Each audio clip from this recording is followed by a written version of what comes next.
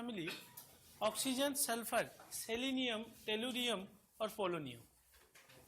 इन पांचों एलिमेंट में से जो लास्ट वाला है polonium, it is radio active substance और इसका हाफ लाइफ होता है 13.8 डेज, यानी 13.8 डेज के बाद में आधा हो जाएगा एग्जैक्टली अमाउंट।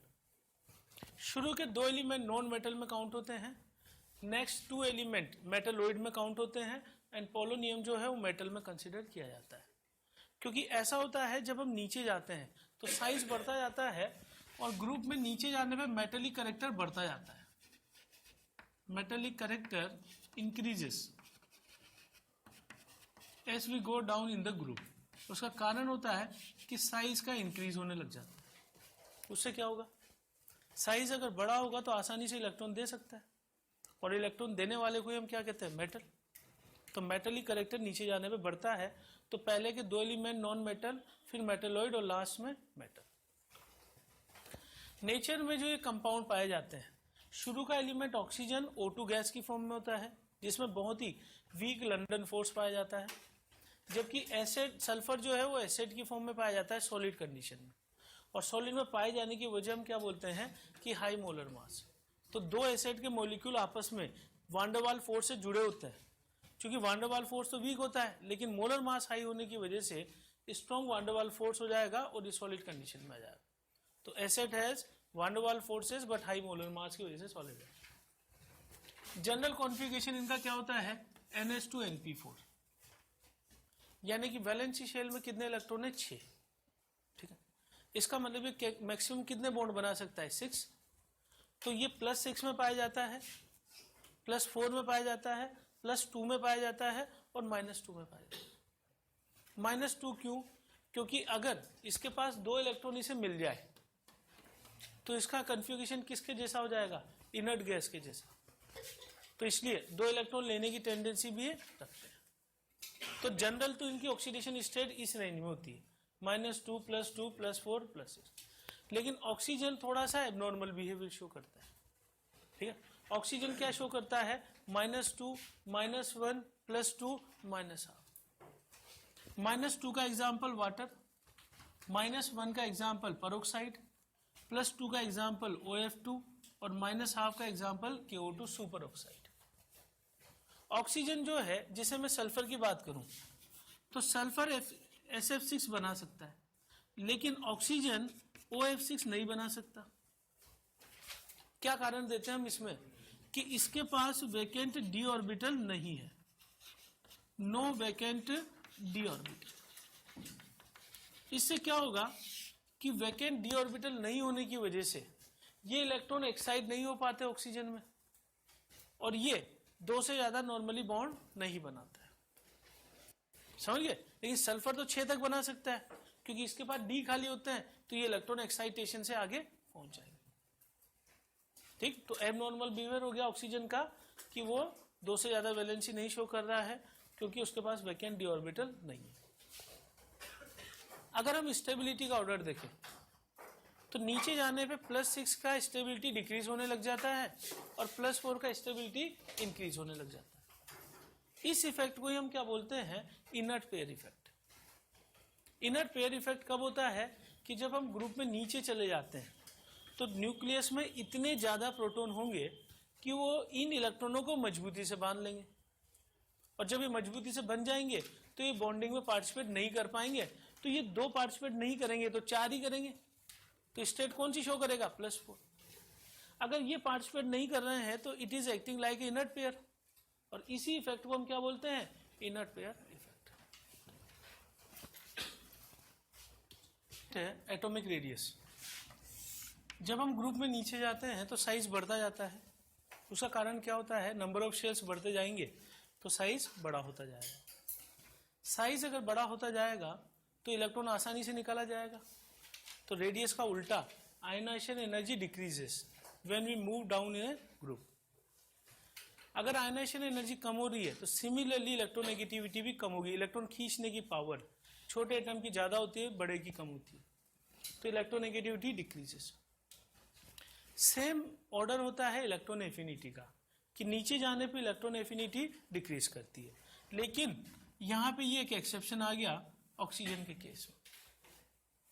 होना क्या चाहिए था कि ऑक्सीजन पहले नंबर पे होना चाहिए था, ठीक है ना, क्योंकि मोस्ट ऑफ द केसेस में ऑर्डर क्या होता है, इलेक्ट्रॉन एफिनिटी नीचे डिक्रीज करती जाती है, ठीक है। सल्फर, सेलेनियम, टेलुरियम और उसके बाद ऑक्सीजन। तो उसका कारण हम क्या देते हैं कि जब अपन सल्फर और ऑक्सीजन में कंपेयर करेंगे तो oxygen is 2p element and sulphur is 3p element. तो सल्फर के अंदर क्या होता है, इलेक्ट्रॉन होते हैं दूर दूर, तो जो कोई इलेक्ट्रॉन इससे जुड़ने के लिए आएगा उस पर कम रिपल्शन होगा। जबकि ऑक्सीजन में क्या होता है, इलेक्ट्रॉन पास पास होंगे, तो अगर कोई इलेक्ट्रॉन यहाँ जुड़ने के लिए आएगा तो यहाँ रिपल्शन ज्यादा लगेगा। मैं किसकी बात कर रहा हूँ, ऑक्सीजन की। तो ज्यादा रिपल्शन की वजह से इसकी इलेक्ट्रॉन खींचने की पावर कम है ऑक्सीजन की, किसके कंपेयर में, 3p के कंपेयर। तो सल्फर ज्यादा है ऑक्सीजन से, उल्टा होना चाहिए था, ऑक्सीजन ज्यादा होना चाहिए था, लेकिन ये रिपल्शन की वजह से कम होता है। और ये ऑर्डर आपको याद रखना पड़ेगा कि इतना कम होता है एनर्जी वाइज। यहाँ एक एनर्जी काम होती है कि जिसे मैं ए में इलेक्ट्रॉन जोड़ूं, ए माइनस बना लूं, तो इस एनर्जी को बोलते हैं electron gain. Electron gain enthalpy जितनी ज्यादा नेगेटिव होगी, इसका मतलब उतनी ज्यादा एनर्जी रिलीज करता जा रहा है, इसका मतलब उतनी ज्यादा इलेक्ट्रॉन एफिनिटी होगी। एनर्जी वाइज ऑक्सीजन इन सबसे कम आता है रिलीज एनर्जी, इसलिए इलेक्ट्रॉन एफिनिटी सबसे कम है। ये प्रैक्टिकल डेटा है, एक्सपेरिमेंटल डेटा। अगर इन दोनों में पूछा जाए तो आप समझा सकते हो 2p और 3p की तरीके से। बॉइलिंग पॉइंट और मेल्टिंग पॉइंट में कोई एक्सेप्शन नहीं है, नीचे जाने पे बढ़ता जाता है। उसका कारण क्या है कि नीचे जाएंगे तो मोलर मास बढ़ता जाएगा, और मोलर मास बढ़ने पे फोर्सेस बढ़ते जाते हैं, और फोर्सेस बढ़ेंगे तो कोहेसिव फोर्सेस की बात कर रहा हूँ। नीचे जाएंगे तो कोहेसिव फोर्सेस इंक्रीज करने लग जाएंगे, और जैसे कोहेसिव फोर्सेस इंक्रीज करेंगे तो उससे क्या होगा, मजबूती से एटम बंधे होंगे, और एटम मजबूती से बंधे होंगे तो नीचे जाने पे बॉइलिंग पॉइंट और मेल्टिंग पॉइंट दोनों ही कम बढ़ता जाता है, sorry increases. Chemical properties. Chemical properties में सबसे पहला हम देख रहे हैं reaction with hydrogen gas. Reaction with hydrogen, मैं क्या करूं, इन सारे एलिमेंट को रिप्रेजेंट कर देता हूं ई से। तो ये एक हाइड्राइड बनाते हैं H2E। जैसे मैं एग्जांपल लेता हूं H2O, H2S, H2SE, H2T। अब इन चारों हाइड्राइड में ये वाली चीज एक्सेप्शन का काम करती है। वाटर के अंदर कैसा बॉन्ड पाया जाता है, H बॉन्ड, जबकि इन बाकी तीनों में कौन सा फोर्स होता है, वान डेर वाल फोर्स। ठीक, तो अगर मुझसे पूछ लिया जाए कि बॉइलिंग पॉइंट का ऑर्डर क्या होगा,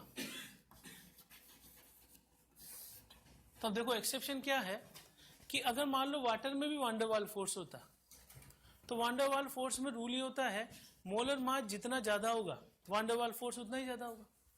तो इसको छुपा दूं मैं, तो इन तीनों में अगर मुझे कंसीडर करना हो तो H2S less than H2SE less than H2T, क्योंकि इसका मोलर मास हाई है। बोलो, अगर मैं वाटर को छोड़कर इन तीनों को कंपेयर करता तो इधर मोलर मास बढ़ने से बॉइलिंग पॉइंट बढ़ता जाता, लेकिन जब अपन वाटर को ले आएंगे तो वाटर में बॉन्ड कौन सा है, H बॉन्ड, जो कि वान डेर वाल फोर्स से स्ट्रॉन्गर है। तो पहले नंबर पे कौन आ जाता है, H2। तो ये ऑर्डर आपको ध्यान रखना। एक्सेप्शन समझ गए कहां पर है, वाटर, और किस वजह से है, because of the H bond. तो ये ऑक्सीजन की एबनॉर्मल प्रॉपर्टी में आता है कि ऑक्सीजन जो है H2O जो बनाएगा, H2O के दो मॉलिक्यूल आपस में H बॉन्डिंग के थ्रू जुड़े रहते हैं। वाटर और भी कई मायनों में एक्सेप्शन का काम करता है कि वाटर ही ऐसा एक कंपाउंड है जिसमें सॉलिड जो है उसकी डेंसिटी जो है कम होती है H2O लिक्विड से, इसलिए ये क्या करता है, वाटर पे लिक्विड पे फ्लोट करने लग जाता है। जबकि नॉर्मली क्या होता है, सॉलिड डूब जाता है लिक्विड के अंदर, ठीक है ना, तो ये फ्लोट करता है इसी से। अब इसके अंदर जो है इन सब हाइड्राइड में मैं कंपेयर कर रहा हूं सबसे पहले बॉन्ड लेंथ। तो H2O, H2S, H2SE और H2TE में मैं इधर की तरफ जा रहा हूं। इधर जाऊंगा तो एटम का साइज बढ़ता जाएगा। बोलो, अगर एटम का साइज बढ़ता जाएगा तो बॉन्ड लेंथ क्या होती जाएगी? बढ़ती जाएगी। भाई बॉन्ड लेंथ तो सीधा किस पे रिलेटेड है? एटम की साइज पे। तो इधर जाने पे साइज बढ़ता जा रहा है, बॉन्ड लेंथ बनती जा रही है। बॉन्ड जितना लंबा होता जाएगा उतना ही वीकर होता जाएगा। तो बॉन्ड की स्ट्रेंथ क्या होती जाएगी? कम होती जाएगी। बॉन्ड को तोड़ने के लिए रिक्वायर्ड एनर्जी, इसको बोलते हैं बॉन्ड डिसोसिएशन एनर्जी। तो बॉन्ड डिसोसिएशन एनर्जी इधर जाने पे कम होती जाएगी। इसका मतलब ज्यादा आसानी से कौन सा टूटेगा? मुश्किल से टूटेगा ये। अगर ये ज्यादा टूटेगा तो हाइड्रोजन आसानी से दे सकता है। तो अगर मुझसे पूछा जाए कि एसिडिक नेचर का क्या ऑर्डर होगा, तो एसिडिक नेचर इधर जाने पे बढ़ती जाएगी। तो सबसे ज्यादा एसिडिक कौन सा हो गया? H2T। सबसे कम H2O। ठीक। H देने की टेंडेंसी सबसे ज्यादा इसकी है क्योंकि ये बॉन्ड लंबा है। तो ऑक्सीजन देने वाला ऑक्सीडाइजिंग एजेंट और हाइड्रोजन देने वाला रिड्यूसिंग एजेंट। तो मुझसे पूछा जाए कि रिड्यूसिंग पावर का क्या होगा, तो इधर जाने पे रिड्यूसिंग पावर बढ़ती जाएगी। तो इनमें से कोई भी ऑर्डर आपसे पूछा जा सकता है। बात समझ आ गई? कौन कौन से ऑर्डर पूछे जा सकते हैं? बॉन्ड लेंथ, बॉन्ड स्ट्रेंथ, इसके बाद bond dissociation energy, acidic nature नीचे बढ़ता जा रहा है, रिड्यूसिंग पावर नीचे बढ़ती जा रही है। बॉन्ड एंगल का ऑर्डर पूछा जा सकता है। मैं कंपेयर कर रहा हूं H2O को H2S से। ठीक।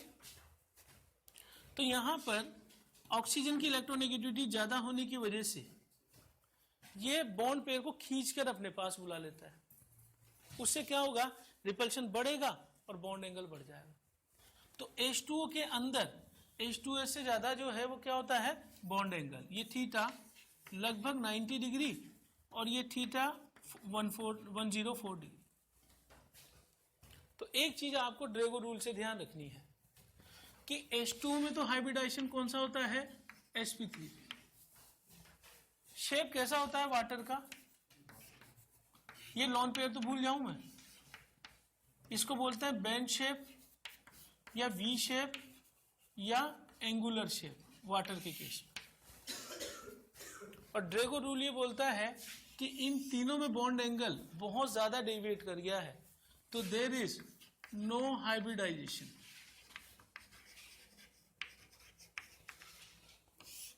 तो according to Drago rule, because of the much deviation from ideal tetrahedral angle 109 degree, यहां पे कोई हाइब्रिडाइजेशन नहीं माना जाता।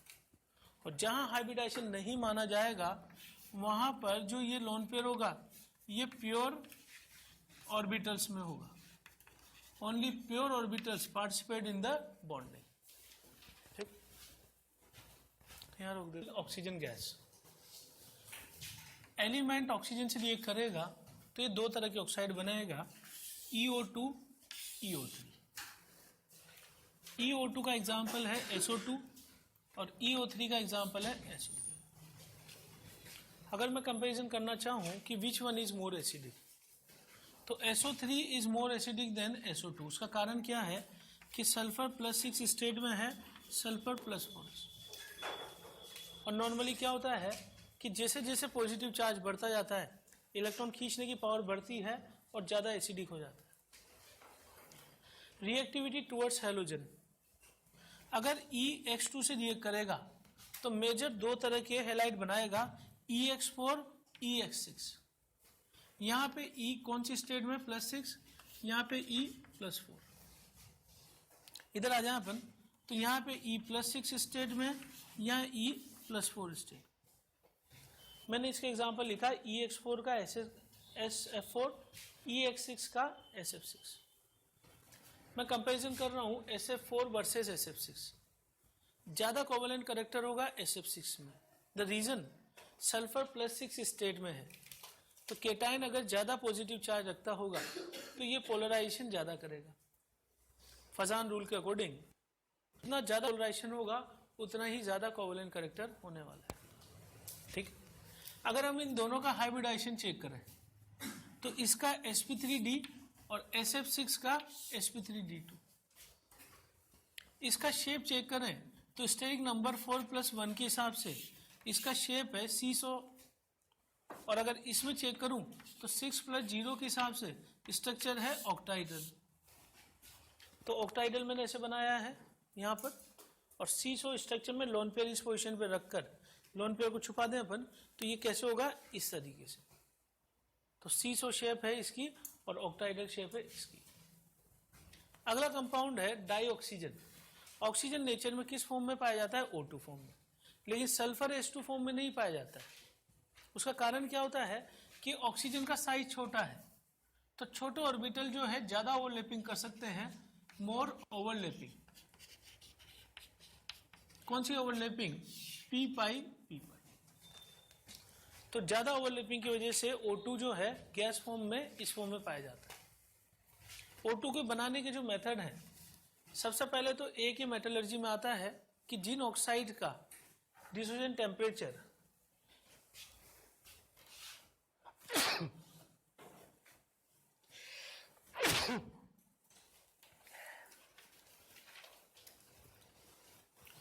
कुछ ऑक्साइड ऐसे होते हैं जिनका डिसोसिएशन टेम्परेचर बहुत लो होता है, तो Hg और Ag2O को सीधा गर्म करके मैं सिल्वर मेटल और Hg मेटल ले सकता हूं और ऑक्सीजन यहां से बाहर निकल जाए। तो 800-900 डिग्री के आसपास गर्म करेंगे तो ये टूट जाएगा, तो इजीली तोड़ा जा सकता है, तो ऑक्सीजन का एक सोर्स बन जाएगा। ठीक, KClO3 को बोलते हैं पोटेशियम क्लोरेट। लेबोरेटरी में इसी मेथड का यूज करते हैं ऑक्सीजन लेने में।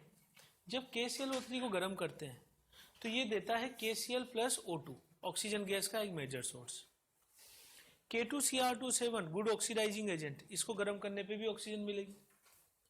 MnO2 की रिएक्शन H2SO4 से करवा दूं, या KMnO4 की रिएक्शन H2SO4 से करवा दूं, या K2Cr27 की रिएक्शन H2SO4। ये तीनों कंपाउंड H2SO4 से रिएक्शन के बाद क्या देने लग जाते हैं, ऑक्सीजन। तो ये ऑक्सीजन बनाने के मेथड्स।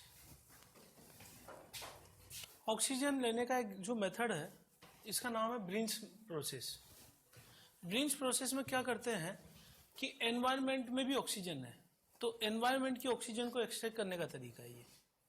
इसमें क्या करते हैं, BaO पाउडर को एनवायरमेंटल एयर में रख देते हैं, और जैसे ही गर्म करने लगते हैं लगभग 500 डिग्री पर, तो ये ऑक्सीजन इसके साथ कंबाइन होके ये किस फॉर्म में आ जाता है, पेरोक्साइड फॉर्म में, BaO2। और BaO2 पाउडर को जो बना है इसने ऑक्सीजन सोख ली एक तरह से, ठीक है, और इसे 800 डिग्री पे गर्म करेंगे तो वापिस ये BaO में कन्वर्ट कर देगा और ये ऑक्सीजन दे देगा यहाँ से। तो ये इंपॉर्टेंट मेथड है कि ब्रिंच मेथड से अपन एनवायरनमेंट की ऑक्सीजन को खींच कर इस पाउडर में जोड़ सकते हैं, और उसके बाद इसे गर्म करेंगे तो वापस हमें ऑक्सीजन मिल जाएगी। ठीक है, ऑक्सीजन के बारे में अपन पढ़ चुके हैं, it is paramagnetic, bond order is 2। ठीक है, बॉन्ड ऑर्डर सीधा देखा जा सकता है, डबल बॉन्ड होने की वजह से bond order is 2। MOT theory के अकॉर्डिंग बढ़ते हैं हम, तो लास्ट 2 इलेक्ट्रॉन यहाँ आते हैं और ये एंटी बॉन्डिंग में है और एक एक इलेक्ट्रॉन पड़े हुए हैं, तो because of these 2 unpaired electron it is paramagnetic. ठीक, एक इसका जो दूसरा मेजर सोर्स है वो क्या है, KMnO4 को गर्म करने पे ऑक्सीजन गैस मिल सकती है because it is oxygen agent. Sodium nitrate को गर्म करने पे सोडियम नाइट्राइट और ऑक्सीजन गैस मिल सकती है। सोडियम पेरोक्साइड को अगर वाटर के साथ रिएक्शन करा दे तो ये क्या करते हैं, पहले तो देगा ये, इसको आप कैसे याद कर सकते हो कि Na+ पड़ा हुआ है और O2- पड़ा हुआ है। H+ और OH- में OH- चला गया, NaOH बना दिया, H+ चला गया, H2O2 बना दिया, और H2O2 अनस्टेबल है तो H2O2 टूट कर क्या देने लग जाता है, H2O+, O2। तो ऑक्सीजन का एक सोर्स, ये रिएक्शन भी हो गई। टाइप ऑफ ऑक्साइड में एसिडिक ऑक्साइड किसको बोलते हैं? जो वाटर से रिएक्ट करके क्या देने लग जाते हैं? एसिड। तो ये CO2 देता है कार्बोनिक एसिड, नाम लिख देता हूं मैं, कार्बोनिक एसिड, ये सल्फ्यूरस एसिड, ये सल्फ्यूरिक, ये नाइट्रिक, ये फॉस्फोरस, ये फॉस्फोरिक, ये परक्लोरिक एसिड, ये हो जाएगा परमैंगनिक एसिड, ये हो जाएगा क्रोमिक एसिड। तो ये जितने भी ऑक्साइड है they are called as acidic oxide because after reaction with water they will give acid. जो भी ऑक्साइड वाटर से रिएक्शन के बाद बेस देता होगा उसे हम क्या बोलेंगे? Basic oxide. जैसे एग्जांपल है Na2O देता है NaOH, CO देता है COH होल ट्वाइस, FeO देता है FeOH होल ट्वाइस, CuO देता है CuOH होल ट्वाइस। ये सारे बेस हैं, इसलिए सारे ऑक्साइड क्या हो जाएंगे? Basic oxide. ऑक्साइड में तीसरा है न्यूट्रल ऑक्साइड। न्यूट्रल ऑक्साइड हम किसको बोलते हैं? जो ना तो एसिड से रिएक्ट करते हो ना बेस से रिएक्ट करते हो। याद करना है आपको CO, NO और N2। इनमें से जेई ने पूछा हुआ है CO के बारे में, 4 ऑक्साइड देके पूछा था कि विच वन इज न्यूट्रल ऑक्साइड, तो याद करने वाला पॉइंट है। अगले हैं एम्फोटेरिक ऑक्साइड्स। एम्फोटेरिक ऑक्साइड उसको बोलते हैं जो एसिड और बेस दोनों से रिएक्ट करते हो। ये पॉइंट भी आपको याद करना है कि देखकर नहीं पहचाना जा सकता है। मैंने यहाँ ZNO का लिख दिया कि HCl के साथ भी रिएक्ट कर रहा है, NaOH के साथ भी रिएक्ट करता है। HCl के साथ ZnCl2 और NaOH के साथ Na2ZnO2। तो ऐसे ऑक्साइड जो एसिड बेस दोनों से रिएक्ट कर रहे हैं वो एम्फोटेरिक ऑक्साइड। मिक्स्ड ऑक्साइड दो ऑक्साइड का कॉम्बिनेशन है। जैसे Pb3O4 किसका कॉम्बिनेशन है? PbO प्लस PbO2 का। Mn3O4 MnO प्लस MnO2 का। और Fe3O4 FeO प्लस Fe2O3 का। तो ऑक्सीडेशन स्टेट जैसे यहाँ +2 है, यहाँ कौन सी है? +3। पेरोक्साइड किसको बोलते हैं? जिसमें कौन सा आयन होता है? Peroxide ion. पेरोक्साइड आयन का मतलब O2-2 या मैं O- भी बोल सकता हूँ। पेरोक्साइड का एग्जाम्पल H2O2 या Na2O2। सुपर ऑक्साइड किसको बोलते हैं? जिसमें O2- आयन हो, जैसे एग्जाम्पल KO2। तो KO2 टूटेगा तो क्या देगा? K प्लस और O2-। सब ऑक्साइड C3O2 एग्जाम्पल है इसका, जिसमें कार्बन कार्बन कार्बन और दोनों टर्मिनल ऑक्सीजन। और हाइब्रिडाइजेशन एक बार जेई ने पूछा है, तो क्या हाइब्रिडाइजेशन होगा? sp। ये स्ट्रक्चर हमें याद रखना है का स्ट्रक्चर। ओजोन को हम क्या बोलते हैं? It is allotrope of oxygen. It is allotrope of oxygen. Ozone के दो स्ट्रक्चर हम ड्रॉ कर सकते हैं। ये दोनों स्ट्रक्चर आपस में कहलाते हैं रेजोनेटिंग स्ट्रक्चर्स, ठीक। और रेजोनेटिंग स्ट्रक्चर को मिलाकर मैं एक स्ट्रक्चर ऐसा भी ड्रॉ कर सकता हूँ, जिस स्ट्रक्चर को हम बोलते हैं हाइब्रिड स्ट्रक्चर। तो वैसे अगर मैं इस स्ट्रक्चर को देखूं तो दो तरह की बॉन्ड लेंथ पाई जानी चाहिए, सिंगल बॉन्ड, डबल बॉन्ड। लेकिन वास्तव में क्या होता है कि both oxygen oxygen bond length are same. और what is the reason? Resonance. तो बिकॉज ऑफ द रेजोनेंस दोनों oxygen oxygen bond length similar हो जाती है ओजोन के अंदर। ओजोन को बनाने का जो मेथड है वो है, एक अपैरेटस होता है ओजोनाइजर। ओजोनाइजर में ऑक्सीजन गैस को रखकर जब हाई टेम्परेचर रखा जाता है इलेक्ट्रिक डिस्चार्ज के थ्रू, तो ऑक्सीजन गैस कन्वर्ट होने लग जाती है ओजोन गैस में। Ozone gas is soluble in turpentine oil, ये यूडोमेट्री में काम आता है, ठीक है।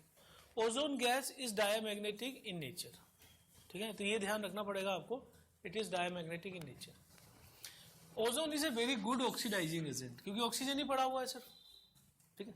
तो ये क्या करती है, I- को I2 में ले जाती है, सल्फर को H2SO4 में, स्ट्रॉन्ग ऑक्सीडाइजिंग एजेंट है, H2S को सल्फर में, P4 को H3PO4 में, K2MnO4 को KMnO4 में, NO2- को NO3-, SO3-2 को SO4-2, SO3-2 को -3 को SO4-। तो मैं यहाँ KMnO4 रखूंगा या K2Cr2 रखूंगा, वो भी सेम ही करेंगे। तो इन कंपाउंड को कॉमन याद कर सकते हो, अपने डी ब्लॉक में भी लिखे हैं सब। तो चाहे आप यहाँ KMnO4 रखो, चाहे K2Cr2 रखो या ओजोन रखो, तो ये सारे इसको क्या कर रहे हैं, ऑक्सीडाइज करने का काम कर रहे हैं। ओजोन और I2 अगर ड्राई कंडीशन में आयोडीन ड्राई है तो ये बनाता है I4O9 येलो सॉलिड होता है, जो कि जिसमें दो तरह के आयन होंगे I+3 और IO3-। अगर ओजोन की रिएक्शन आयोडीन से मॉइस्ट कंडीशन में कर दी जाए, यानी कुछ मॉइस्चर पड़ा हो, तो ये क्या बनाने लग जाता है, आयोडिक एसिड। तो ये डिफरेंस हो गया कि ओजोन ड्राई आयोडीन के साथ येलो सॉलिड I4O9 का, और मॉइस्ट I2 के साथ iodic acid HiO3। Ozone I- को कन्वर्ट कर सकता है आयोडीन में। ये आयोडीन हमारे काम आएगी आयोडोमेट्रिक टाइट्रेशन में। आयोडोमेट्रिक टाइट्रेशन में हम क्या करते थे, आयोडीन की टाइट्रेशन कराते थे हाइपो के साथ। तो qualitative analysis of iodine, the estimation can be done through ozone. But ozone का काम सिर्फ इतना ही है कि I- को I2 में ऑक्सीडाइज कर देगा। ओजोन मरकरी से रिएक्शन करके मर्क्यूरस ऑक्साइड बनाता है Hg2O। मरकरी दो कंडीशन में होता है, +2 और +1। +2 को बोलते हैं मर्क्यूरिक और +1 को बोलते हैं लोअर को मर्क्यूरस। तो मर्क्यूरस ऑक्साइड जो होता है ये टेस्ट ट्यूब के किनारों पर चिपकने लग जाता है, ठीक है ना। तो ये बिल्कुल वैसे चिपकता है जैसे छिपकली चिपकती है, इसलिए उसके नाम पे इसका नाम रख दिया टेल ऑफ मरकरी। तो जैसे पूंछ होती है छिपकली की, वैसे ही टेल ऑफ मरकरी। तो स्टिक कर कर टेस्ट ट्यूब पे चिपकने की वजह से tail of mercury is called. KOH की ओजोन से रिएक्शन कराने पर KO3- सॉलिड बनाता है which is orange in colour, ठीक है। ओजोन KOH के साथ ऑरेंज कलर का सॉलिड KO3-। टेस्ट ओजोन के लिए है, बेंजाइडीन के साथ अगर रिएक्शन करवाए तो ब्राउन कलर इज फॉर्म्ड। बेंजाइडीन का स्ट्रक्चर ये है, दो बेंजीन रिंग जुड़ी हुई है, उसके साथ NH2 opposite condition. Next compound है ऑक्सीजन का H2O2, हाइड्रोजन पेरोक्साइड इसको बोलते हैं। स्ट्रक्चर होता है इसका ओपन बुक लाइक, इस तरीके से। हाइब्रिडाइजेशन इसका sp3। लेबोरेटरी में बनाया कैसे जाता है कि BaO2 की रिएक्शन H2SO4 से करा दे। तो आपको ये सोचना है कि ऑक्सीजन इसका किसके साथ चला जाता है, H2 के साथ, और प्रोडक्ट क्या बन जाएगा, BaSO4 + H2O2। इलेक्ट्रोलाइसिस करवा दे H2SO4 का। ये मैं इलेक्ट्रोकेमिस्ट्री में पढ़ा चुका हूँ कि इलेक्ट्रोलाइसिस में H2SO4 दो तरह के आयन देता है, H+ और HSO4-। जब ये एनोड पे पहुंचेगा तो इसके दो मॉलिक्यूल मिलकर ये बनाने लग जाएंगे, साथ में इलेक्ट्रॉन निकाल देंगे। तो एनोड पर ऑक्सीडेशन होने की वजह से कंपाउंड बन जाता है H2S2O8। H2S2O8 को बोलते हैं पेरोक्सी डाई सल्फ्यूरिक एसिड, और इसका कॉमन नेम है मार्शल एसिड।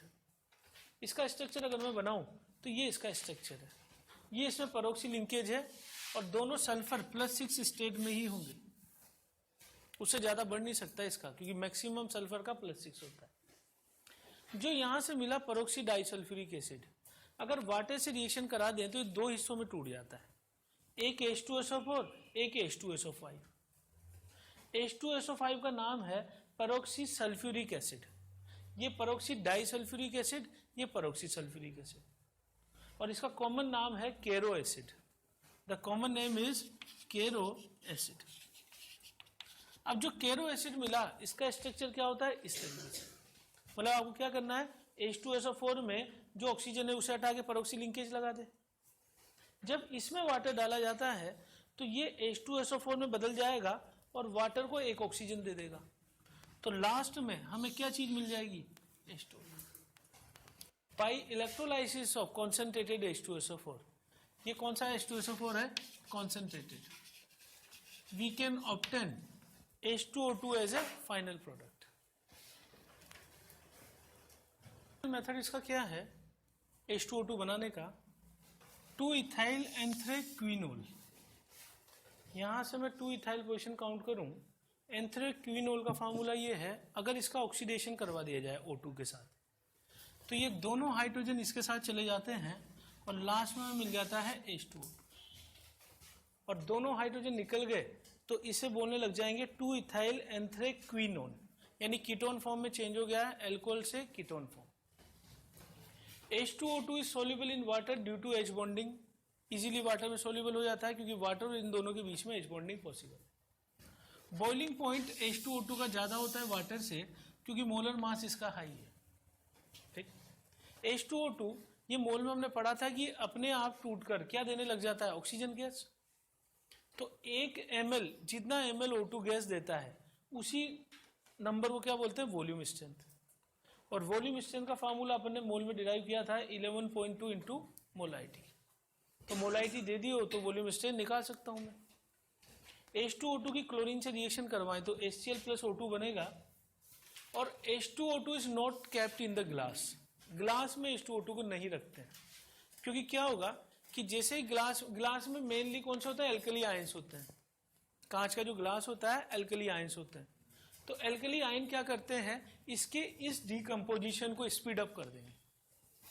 तो that's why H2O2 is not capped in the glass. ठीक है, तो इसको वैक्स या प्लास्टिक के कंटेनर में रखा जाता है।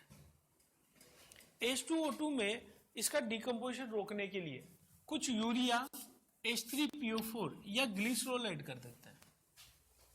ये किसकी तरह ऐड करते हैं, नेगेटिव कैटेलिस्ट। नेगेटिव कैटेलिस्ट क्या काम करते हैं, रिएक्शन को स्लो डाउन कर देंगे और स्लो डाउन करने की वजह से इसका डिकम्पोजिशन रुक जाएगा and H2O2 is a weak acid. बस एक लास्ट और भर रहा हूं था ये कि उसमें एक ऑप्शन छाटना था which one is wrong statement. तो वहां लिखा हुआ था कि H2O2 can act as a only oxidising agent. ठीक है, गलत स्टेटमेंट था।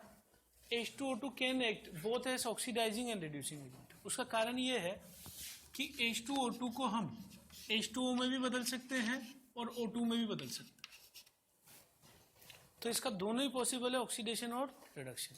मतलब ये ऑक्सीजन भी दे सकता है, हाइड्रोजन भी दे सकता है। ऑक्सीजन देने वाला ऑक्सीडाइजिंग और हाइड्रोजन देने वाला रिड्यूसिंग। तो पहले हम देख रहे हैं H2O2 एज ऑक्सीडाइजिंग एजेंट। तो ये ऑक्सीजन दे देगा तो H2O में बदलेगा, H2O में बदलेगा, इसका मतलब ऑक्सीडाइजिंग एजेंट की तरह काम कर रहा है। तो ये PbS को PbSO4 में ऑक्सीडाइज कर देता है, H2S को सल्फर में, I- को I2 में, SO3-2 को SO4-2 में और आयरन +2 को आयरन +3 में। ये सारी रेडॉक्स रिएक्शन है जो कि आपको याद करनी पड़ेगी। ठीक है ना, प्रोडक्ट अपन किसी भी तरीके से आइडिया नहीं लगा सकते, एक आध केस छोड़ के।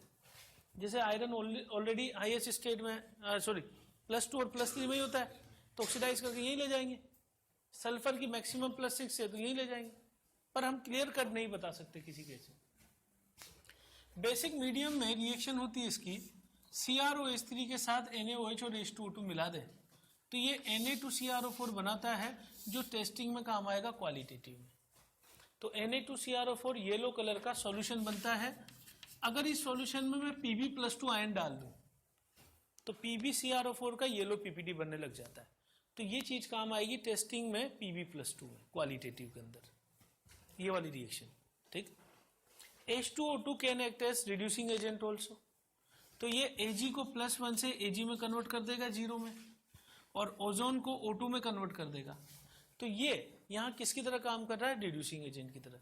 यहाँ किन की तरह काम कर रहा है, ऑक्सीडाइजिंग एजेंट की तरह। H2O2 का टेस्ट क्वालिटेटिव में आता है कि K2Cr2 और H2O2 की रिएक्शन करा दें एमाइल अल्कोहल की प्रेजेंस में तो कंपाउंड बनता है CrO5। CrO5 का स्ट्रक्चर होता है बटरफ्लाई स्ट्रक्चर और क्रोमियम इसमें कौन सी स्टेट में होता है, +6 स्टेट।